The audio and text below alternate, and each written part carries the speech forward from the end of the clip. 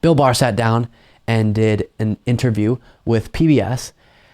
And it was interesting because some guy, the former attorney general, who was a big Trump guy, who was very much on board with him and did things to protect Trump throughout his time as attorney general that were pretty low character, but now is speaking out against him very aggressively, but will not venture to say that he wouldn't support Trump in a possible 2024 election. So he's saying that, I don't know, I may support Trump, right after saying that he thinks there's enough evidence to indict Trump, that he thinks Trump did all these things horrible, but then he goes, I don't know though, if there's a progressive running, I might have to vote for Trump. So first, let me show you him talking about the different investigations into Trump and how Barr thinks there's enough evidence to indict Trump. And then we'll get to that just disgusting moment where he can't commit to not supporting Trump in 2024. The Department of Justice can show that these were indeed very sensitive documents, which I think they probably were, and also show that the president consciously was involved in misleading the department, deceiving the government, and playing games after he had received the subpoena for the documents.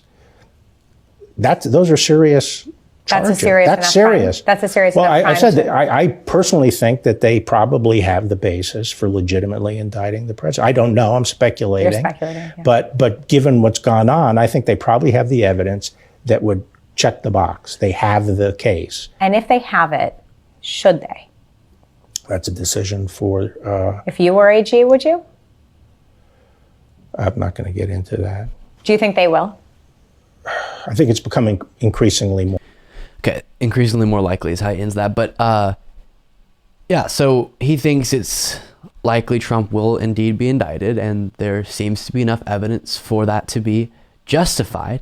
Then he goes on to say that Trump failed and he didn't do what the country had hoped and all these things. Check it out. He didn't do what the whole country hoped, which that he would rise to the occasion and rise to the office, and he didn't do that. So he's had his chance. He obviously does not have the qualities necessary to unite the party, which is the first step on the road back, and he should stand aside. He didn't do that. He failed. He should stand aside. And then he says he failed at the beginning of it. Okay. Then what on planet Earth is this? He gets asked, well, would you vote for him? Look at this. If Donald Trump were the nominee for the Republican Party again, would you support him? Well, I'm just hoping it never comes to that, because I think it would be a tragedy if he's our nominee, if he's the Republican nominee. Could you vote against him? Could you vote not for the Republican if Donald Trump were the Republican nominee? Well, again, I think it gets down to what I said, which is I would have to make the judgment at that point, the impact on the country, and I'll have to see what's going on in the world, who the Democratic nominee is. If it's a progressive Democratic nominee, I can't imagine voting for him. But ideologically progressive versus somebody who orchestrated an attack on the Capitol, who betrayed his oath to the Constitution, as you said in your words, you still might vote for him. Mm-hmm. Depending on all this, it's hard for me to project what the future holds. The question is always a comparative one. You have to make a choice between two people. I don't believe in throwing my vote away on a third party. You don't rule out supporting President Trump again? No, I don't. That is so backwards.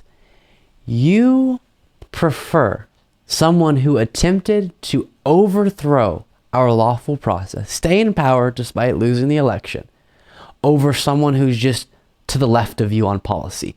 That's insane. You would rather put back into power the guy who literally doesn't respect the democracy that he's running in and wanted to stay in power again, wanted to commit or put on a coup to keep himself in power, non-military coup. He would have been on board with a military one, but a non-military coup is what he was attempting.